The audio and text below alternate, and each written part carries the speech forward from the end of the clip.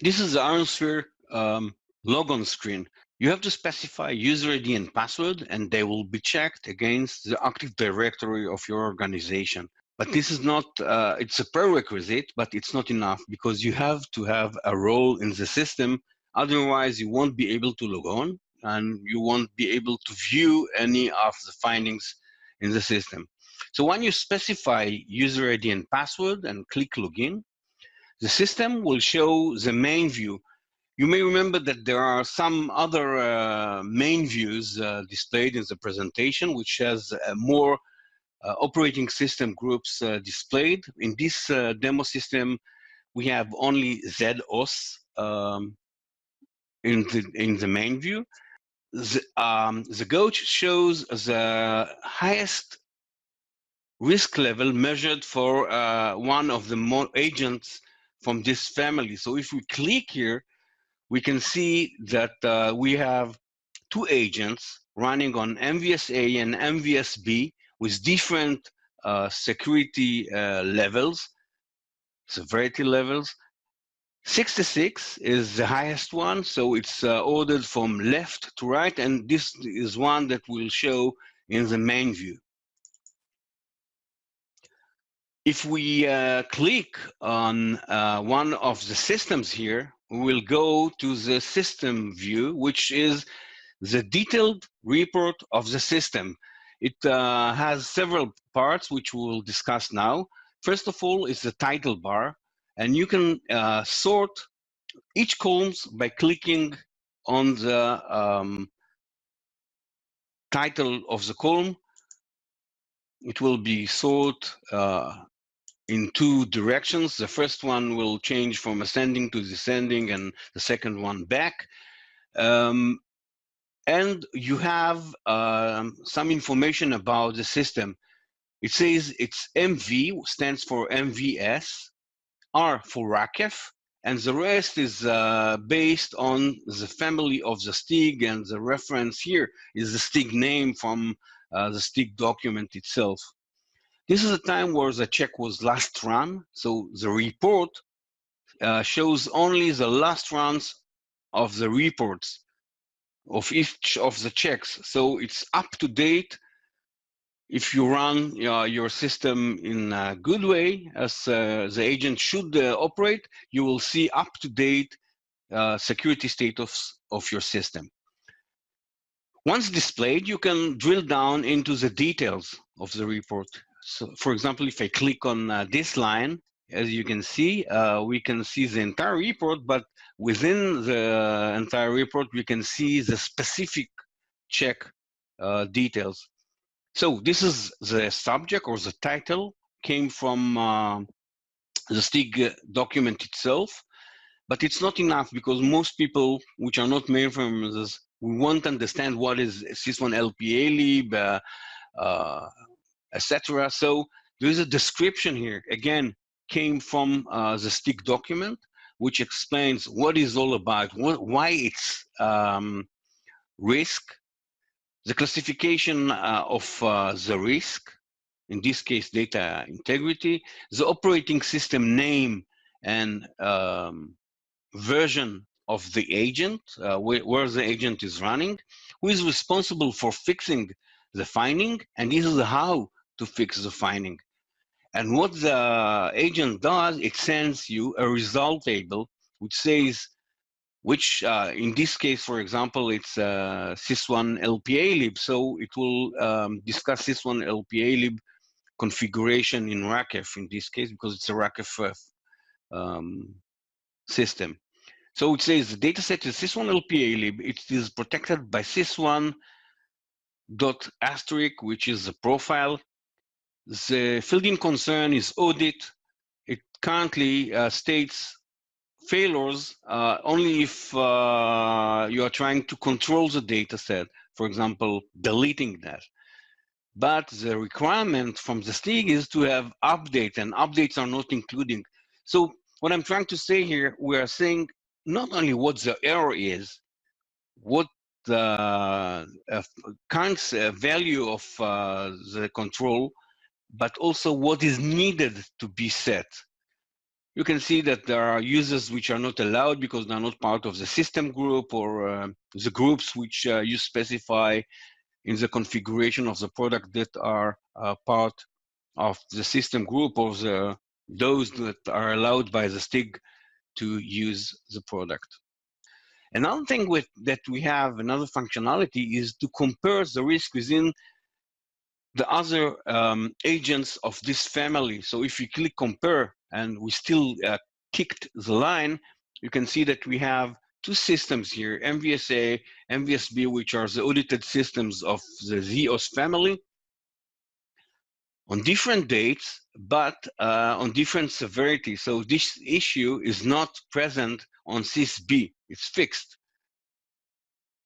Again, we will reset the page. So we know the scope of the handling of the error.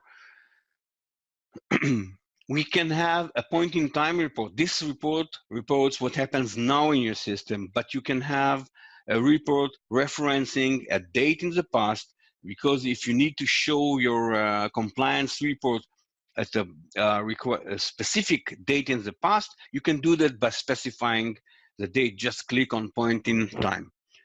You can filter results. Remember that the idea here is that everyone is responsible for his own risk. It's like you just have to maintain the list and maintain the users who are authorized to view the reports and part of the reports, but each person is responsible for his own finding and need to fix them, because you can't fix them yourself. You're a security officer, not a technician, nor a system programmer or DBA.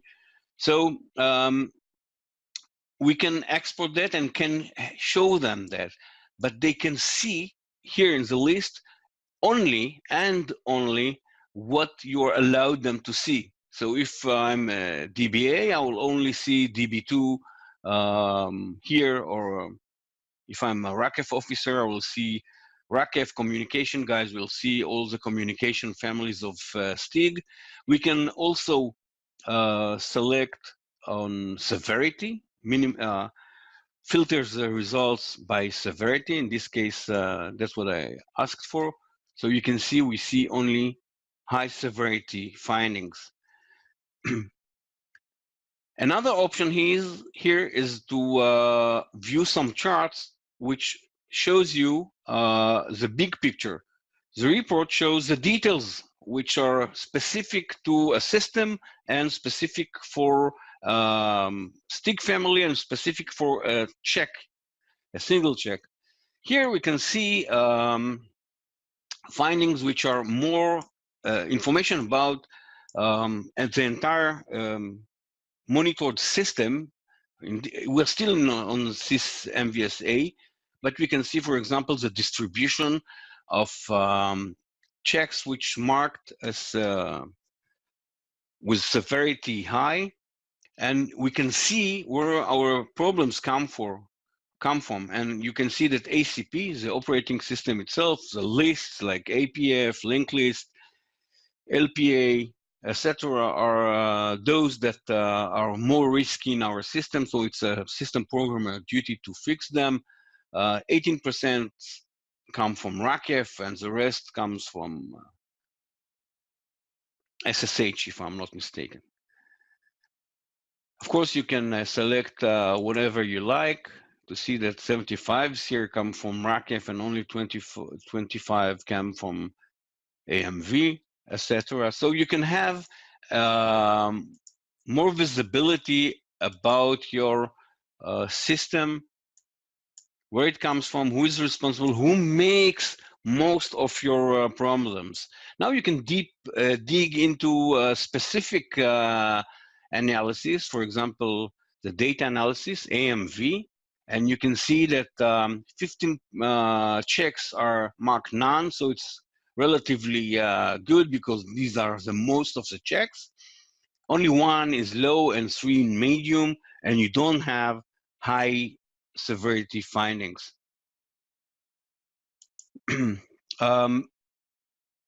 If you're administrator, you can see some of the administration options here. You can connect the system to Active Directory, which probably that's what you would do. You can see the activity log, define users and their roles. You can define your own customer data, like your copyright statement, phone number, address, name, the data format, a logo if you have one, and number of days to alarm an inactivity of a check. If you see here, it's 250. If I change it to 150 and click submit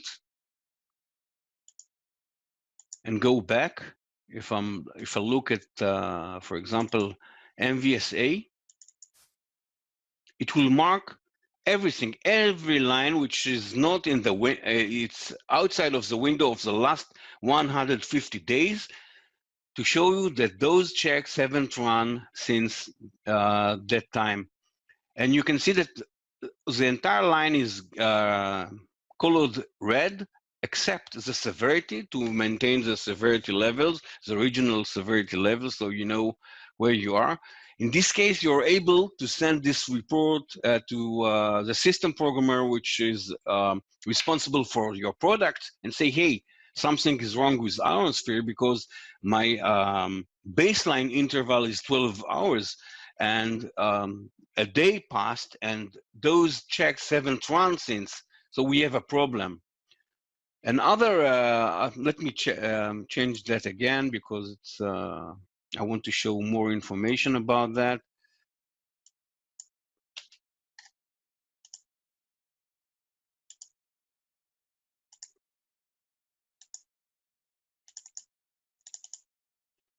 So another option is to have an idea what is happening in your system, how healthy is IronSphere agent. You can click here. There is a mailbox which tells you what is happening. For example, if the check is not able to perform well on the mainframe, for example, because the user which runs the check is not authorized to verify the resource, is not authorized to query RACF, is not authorized to list the control file, palmlib, whatsoever it is, Unix system services configuration file, you'll get a message, the user ID, the command in question, or what he was trying to do, and how to fix the problem. So you can send it to the person, for in this case, the system programmer, who is responsible for managing system products and security products as well, because he's the one who installed them. If he fixes the problem, you can remove the message. So as you can see, IronSphere is very simple. It aims someone which is not a mainframe expert. He doesn't have any understanding of the mainframe, but he knows that in a scale of low to high, the problem is marked high, so it's really high. The severity is high. He knows what the problem is about and how to solve it and who should solve it. So he doesn't have to be a mainframer, but he knows what it is, how to fix it, who is responsible for that. And at the bottom line, there is a better possibility that the problem will be fixed and your system security level will be well and will be in compliance.